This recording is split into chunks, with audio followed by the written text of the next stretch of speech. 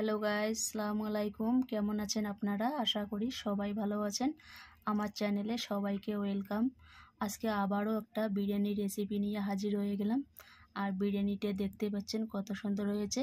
তো চলো কি কি উপকরণ দিয়ে কিভাবে আমি বিরিয়ানিটা বানিয়ে নিলাম তার রেসিপি আজকে আমি আপনাদের কাছে শেয়ার করব। আর আমার রেসিপিটা শেষ অবধি দেখবেন। তো বিরিয়ানি বানার জন্য এখানে গামলা নিয়ে নিলাম। এখন নিয়ে নিচ্ছি এখানে বিরিয়ানির চাল।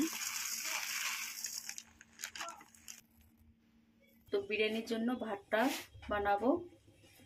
পানি বসিয়ে দিলাম, দিয়ে দিলাম লবণ। আর এখানে নিয়ে নিয়েছি ডালচিনি, ছোট এলাচ, বড় এলাচ, লং, একটা জাবিত্রী, সেগুলো দিয়ে দিব।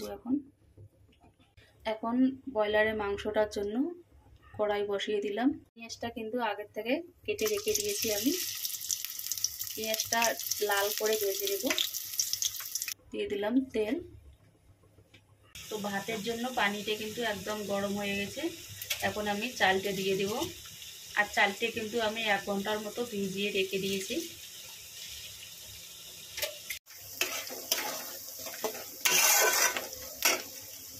পেঁয়াজটা কিন্তু একদম আমি বাদামি কালার করে ভেজে নিলাম। এখন ফুটিয়ে নেব।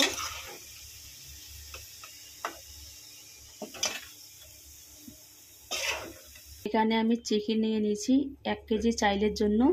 1 কেজি চিকেন আমি এখানে নিয়ে নিলাম। পেঁয়াজটা উঠিয়ে নেওয়া হয়ে গেছে। এই কড়াইয়ের মধ্যে আর এই তেলের মধ্যে এখন আমি ডাইরেক্ট চিকেনটা দিয়ে দেব। এখন দেব ডালচিনি, লং, তেজপাতা, একটা জাবিত্রী, আদরক রসুন পেস্ট, স্বাদ মতো দিয়ে দেব লবণ, ধনিয়া পাউডার, জিরে পাউডার, হলুদ পাউডার, দিয়ে দেব মরিচ পাউডার। আর এদিকে দেখো পেঁয়াজটা যে আমি উঠিয়ে রেখে দিয়েছিলাম, দেখো একদম নিমকিনের মতো হয়ে গেছে, ঝরঝরা। এইভাবে কিন্তু লাল লাল করে বাদামি কালার করে কিন্তু পেঁয়াজটা ভেজে নেওয়া লাগবে। পেঁয়াজটা পুড়ে গেলে কিন্তু একদম ভালো লাগবে না বিরিয়ানিতে। দিয়ে দিলাম চিকেনের মধ্যে অর্ধেকটা, আর অর্ধেকটা আমি বিরিয়ানির উপরে দিয়ে দিব। এদিকে দেখো ভাতটা কিন্তু হয়ে গেছে। হাফ সেদ্ধ করা লাগবে, পুরো সেদ্ধ করা যাবে না, নাতে কিন্তু বিরিয়ানির থেকে চালটে ভাতটা কিন্তু ভেঙে যাবে, দেখতে পাচ্ছেন। আর ভাতের থেকে কিন্তু খুব সুন্দর একটা সেন্ট বার হয়েছে। এখন সমস্ত উপকরণ দিয়ে দেওয়ার পরে এখন দিয়ে দিব পরিমাণ মতো দই। আর দইটা যদি টক হয় তাহলে কিন্তু কম করে দেওয়া লাগবে।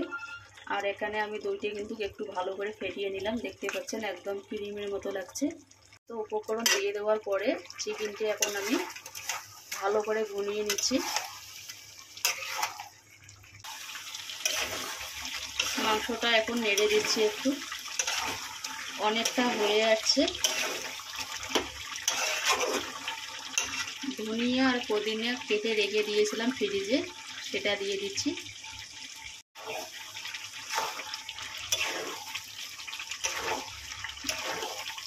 ঢাকা দিয়ে 10 মিনিটের মতো ভুনে নিব।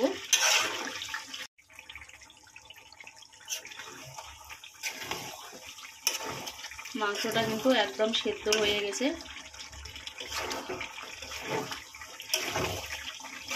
10-15 মিনিটের মতো আমি ঢেকে ভুনিয়ে নিলাম মাংসটা ভালোভাবে। আর দেখতে পাচ্ছেন মাংস থেকে একদম তেল ছেড়ে দিয়েছে। মাংসটা হয়ে গেছে, এখন নামিয়ে নিব। এই পর্যায়ে এখন দিয়ে দিচ্ছি আমি 1 চামচের মতো বিরিয়ানি মশলা। এটা কিন্তু আমি চিকেন বিরিয়ানি মশলা দিয়ে দিলাম এখানে। ভাতটা হয়ে গেছিলো, দেখো ভাতের থেকে পানিটা আমি একদম ঝরিয়ে নিয়েছি। আর ভাতটা দেখতে পাচ্ছেন একদম ঝরঝরা হয়েছে। দেখুন বিরিয়ানির ভাতটা কিন্তু এই রকম করে বানিয়ে নিলে ভালো হয়। আর সেদ্ধটা বেশি হলে কিন্তু বিরিয়ানিটা একদম খেতে ভালো লাগবে না। তো এখান থেকে আমি এখন অর্ধেকটা ভাত উঠিয়ে রেখে দিচ্ছি। অর্ধেকটা ভাত উঠিয়ে রেখে দিলাম। এখন আমি মাংসগুলো দিয়ে দিব।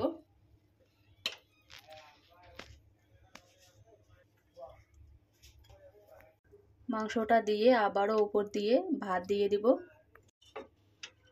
আর ভাতটা বসিয়ে দেওয়ার পরে কিন্তু খুব সুন্দর একটা গন্ধ বার হয়েছিল ভাতের থেকে। চাইলেরও কিন্তু একটা নিজস্ব টেস্টের ব্যাপার আছে।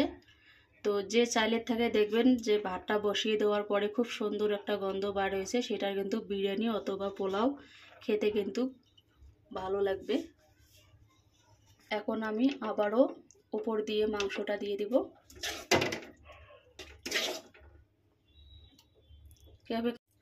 মাংসটা দিয়ে দেওয়া হয়ে গেলে বাকি ভাতটাও আমি দিয়ে দিব।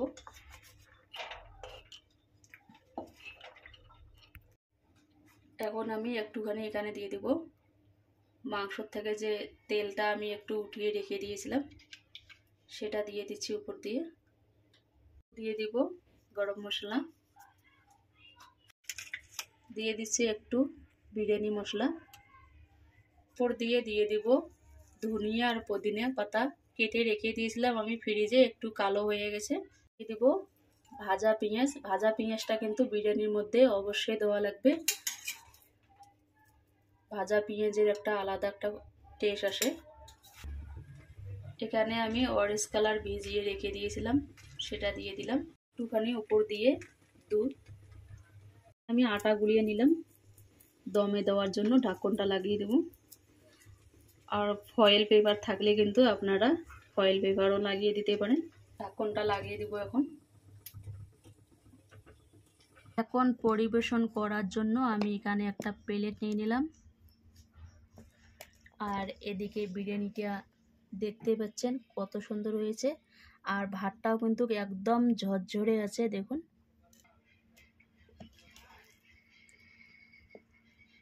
কত সুন্দর হয়েছে। আর এখানে কিন্তু 3 রকমের কালার আমি ব্যবহার করছি। দেখুন এখানে লাল কালার, অরেঞ্জ কালার আর সাদা ভাতটাও কিন্তু আছে, দেখো একদম ঝরঝরে। 3 রকমের কালারে কিন্তু বিরিয়ানিটা দেখতে কিন্তু দারুণ লাগছে। এখন আমি পরিবেশন করার জন্য প্লেটে ঢেলে নিচ্ছি।